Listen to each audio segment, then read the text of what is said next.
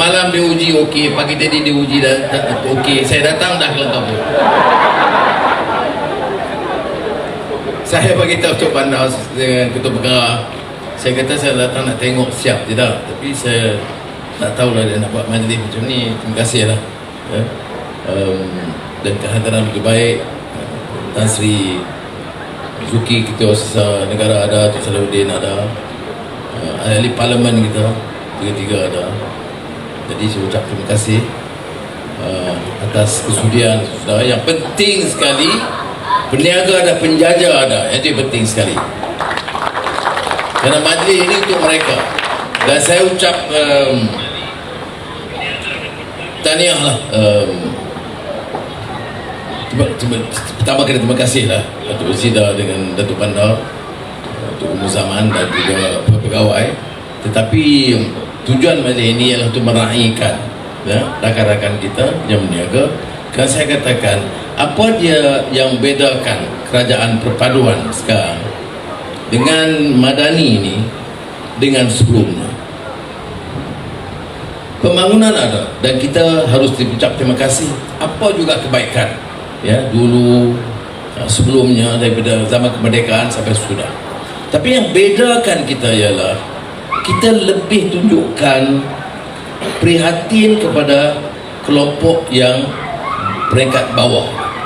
Kerana saya dalam beberapa ucapan saya sebut, kita nak Kuala Lumpur ni ibu negara sama Putrajaya indah, mercu tanda gagah hebat, projek mega banyak, hotel bukan 5, 6, 7 bintang ada, restoran-restoran besar ada. Baik, tapi kita nak juga kemudahan bagi rakyat terbanyak. Dan rakyat terbanyak yang hadir banyak tak pergi ke hotel 5 bintang ke 6 bintang, tak pergi ke restoran-restoran besar. Jadi oleh itu kita sebagai bertanggungjawab dalam kerajaan, sama penjawat awam, Tok Bandar, Kuala Lumpur dan kawan-kawan yang disuarakan oleh ahli parlimen kita, apa dia? Iaitu berikan kemudahan kepada masyarakat terbanyak. Baik, kita ada warung, kita ada gerai, kita ada pusat-pusat perniagaan kecil yang lain, tetapi tak sepadan. Puluh bilion ringgit dibelanjakan untuk projek-projek besar, tetapi perbelanjaan kecil-kecil untuk menjamin tempat perniagaan perniagaan kecil, restoran kecil ni yang selesa. Kita bukan nak buat mahligai. Saya beritahu Tok Bandar, sebaik saja saya ambil alih dan jaga wilayah ni, saya kata bersih nombor satu, kemudahan asas mesti ada, dan ketiga, biarlah tempat tu agak indah dan selesa sedikit. Jadi saya ucap terima kasih kepada rakan-rakan di seluruh pasukan bandaraya dan Jabatan Wilayah Persekutuan dan penjajah-penjajah yang terima perubahan ini dan dapat berniaga dengan selesa. Jadi sekurang-kurangnya orang datang di Anjung ni, dia tengok bahawa kerajaan baru ni ada perubahan. Tapi saya nak sebut, dan tadi Tan Sri Zuki KSN bersebut kepada saya, ini tak mau satu projek. Saya bagi tahu di Kuala Lumpur mesti puluhan projek. Dari Jalan Tun Razak ke Jalan Petaling ke di sini dan sebab pantai, mesti ada puluhan projek seperti ini, kerana jumlah penduduk yang dianggap kategori rendah ini lebih ramai. Jadi saya nak dalam 1-2 tahun ini kita tukar wajah Kuala Lumpur. Bila kita tengok gerai, kita tengok warung, dia istimewa dan cantik dan bersih. Dan saya nak peringatkan, ini harus berlaku di semua kota-kota di negara kita. Saya tak mahu ini hanya khas di Kuala Lumpur. Saya bincang dengan beberapa menteri besar dan ketua menteri bahawa di semua kota, di Petaling Jaya, di Shah Alam, di Kelang, di Pulau Pinang, di Ipoh, di Kuantan, Kota Baru, Alostar ni susah sikit berguning, tapi kita cuba lah. Mesti ada dasar yang jelas. Kerajaan persekutuan Ini bukan soal jabatan wilayah persekutuan atau bandar. Dah, dia mesti seluruh tentera. Sebab tu saya berunding dengan saudara Ngakome, KPKT, dan KPKT juga punya dasar yang sama supaya pembangunan itu termasuk perumahan rakyat dan gerai-gerai di seluruh negara. Kemudian melibatkan juga kepentingan-kepentingan lain. Kerana untuk luluskan ini kena lulus Jabatan Kesihatan, Jabatan Parit, semua harus ada perubahan minda. Saya tidak mahu Madani ini jadi slogan kosong. Orang kena tahu bahawa bila ada Madani ini, ada sifat ihsan, kasih sayang. Manusia ini dia tidak hanya tengok kepada harta benda orang atau pangkat orang. Dia lihat nilai kemanusiaan itu, dan harus adil untuk menjamin peluang yang sama kepada semua. Orang kecil, peniaga kecil, dia tak boleh ambil projek besar. Dia tak mampu jalankan restoran 5 bintang, tetapi dia mampu jalankan projek gerai dan warung, dan tanggungjawab kerajaan negeri, majlis perbandaran, semua jabatan dan kementerian. Saya mahu lihat dalam beberapa bulan ini rencana, bukan saja di Kuala Lumpur dan Putrajaya atau Labuan di bawah wilayah persekutuan, tetapi juga di Selangor, di Johor, di Sabah, Sarawak, semua negeri ini ada rencana supaya mengangkat martabat dan memberikan penghormatan dan ihsan kepada golongan yang berpendapatan kecil. Ini dia dasar kita yang kita buat. Dan saya tidak bawa anggap ini satu saranan politik, tidak. Kita nak tindakan. Dan saya diberikan taklimat oleh Datuk Bandar dan Datuk Pengarah program untuk pembangunan Kuala Lumpur, dan saya alhamdulillah puas hati. Tapi saya suruh besar cepat. Kena cepat. Ini projek 6 bulan. Saya tak mahu 6 bulan. Percepatkan jadi 3 bulan. Ada projek 2 tahun. 2 tahun saya tak mahu. Kerana kita dah tinggalkan dia. Peluang-peluang ni dah lama. Inilah peluang, walaupun kita ada kekangan kewangan terbatas, tetapi inilah masanya kita gunakan kuasa sebaiknya, jalankan amanah.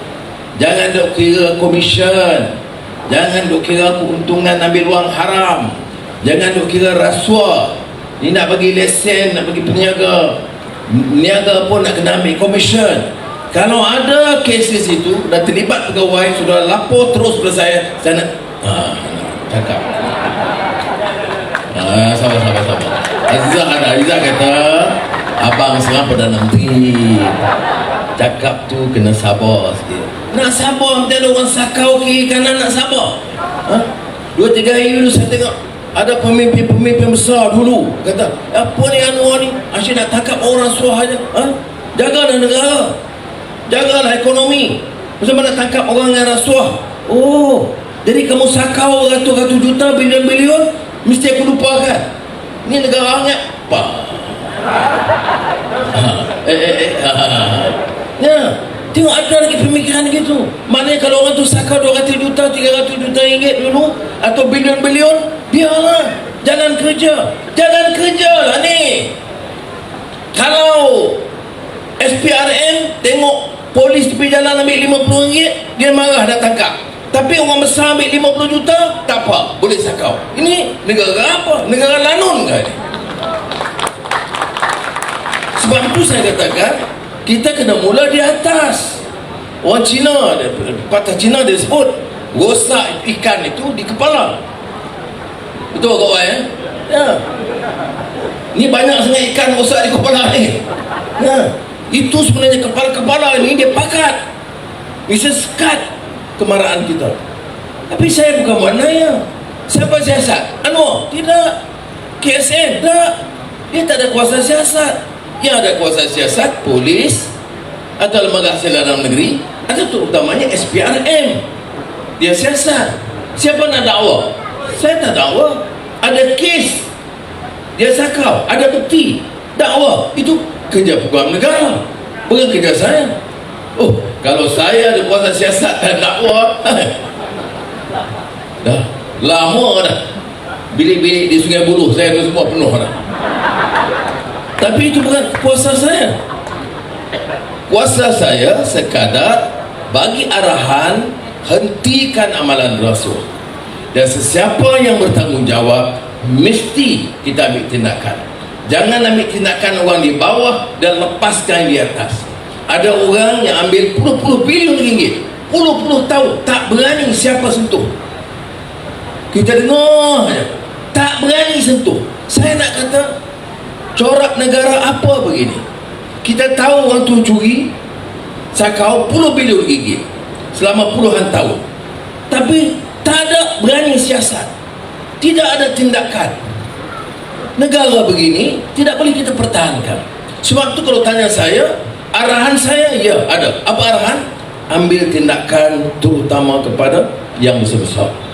Yang bawah-bawah itu kita bagi amaran, dia tengok kalau yang tun tu Tan Sri pun kita berani, hak bawah-bawah ni perangai belok sikit. Termasuklah penguatkuasaan dan lain-lain. Ada ramai penguatkuasaan yang baik, tapi ada juga saya dapat laporan yang kurang baik. Jadi bagi ingatan, kalau Tun dan Tan Sri baku berani lawan, ini kan pula cicak mengkarung. Jadi sini peringatan, kita ambil tindakan yang di atas, biar ada pengajaran kepada yang di bawah. Itulah sebab. Baik, wang yang kita selamatkan itu apa? Ini yang kita boleh gunakan gerai yang bersih. Kita baiki jalan, kita buat sekolah kita. Bila saya suruh Menteri Fadlina cek, tandas di sekolah-sekolah banyak yang rosak, berpuluh-puluh tahun tak ada siapa peduli. Sekarang saya kata, bagaimana kita boleh hantar anak kita di sekolah, tandas pun tidak ada. Anak kita ni manusia, bukan dewa. Kalau dia dewa, tak apa, dia tak payah pergi tandas. Dan kita ingat juga ya, anak-anak mesti dilatih untuk bersihkan tandas. Dulu masa saya jadi Menteri Pendidikan, saya arahkan semua sekolah biar buat giliran bersihkan tandas. Ada seorang ibu bapa profesional kelas atasan hantar masa itu telegram, belum ada WhatsApp, bukan Tersakop ni orang lain. Dia hantar, dia kata, Menteri harus ingat, saya hantar anak saya belajar di sekolah bukan untuk cuci tandas. Tengok pahaman bapa, belajar ini, belajar kebersihan, belajar hormat orang, termasuk yang cuci tandas itu, muliakan nilai manusia yang bagi sumbangan. Jadi saya bagi tahu, kalau anak kita dilatih untuk cuci, dia tahu bagaimana ibu dia buat kerja di rumah untuk bersihkan tandas. Dia hargai orang-orang yang tukang-tukang cuci di jalan, di tandas awam, bahawa ada nilai kerja.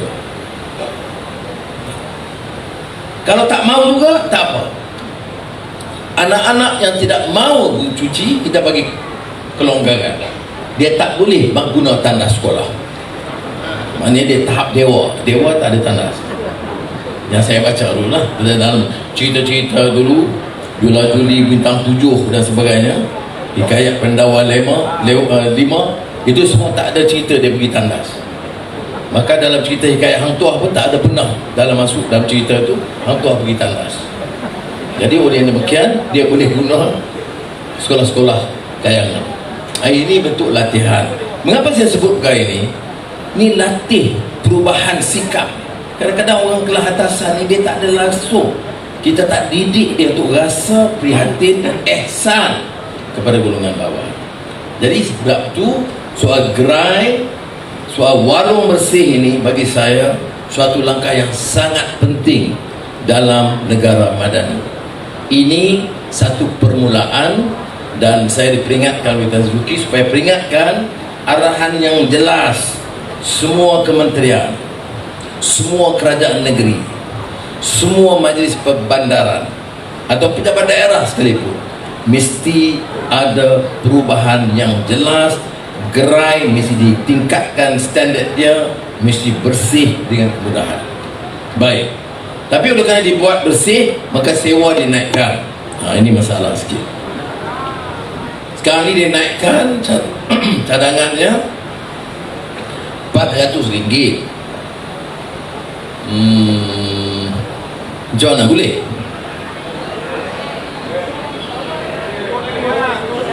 Okey, turun sikit 300. Okey.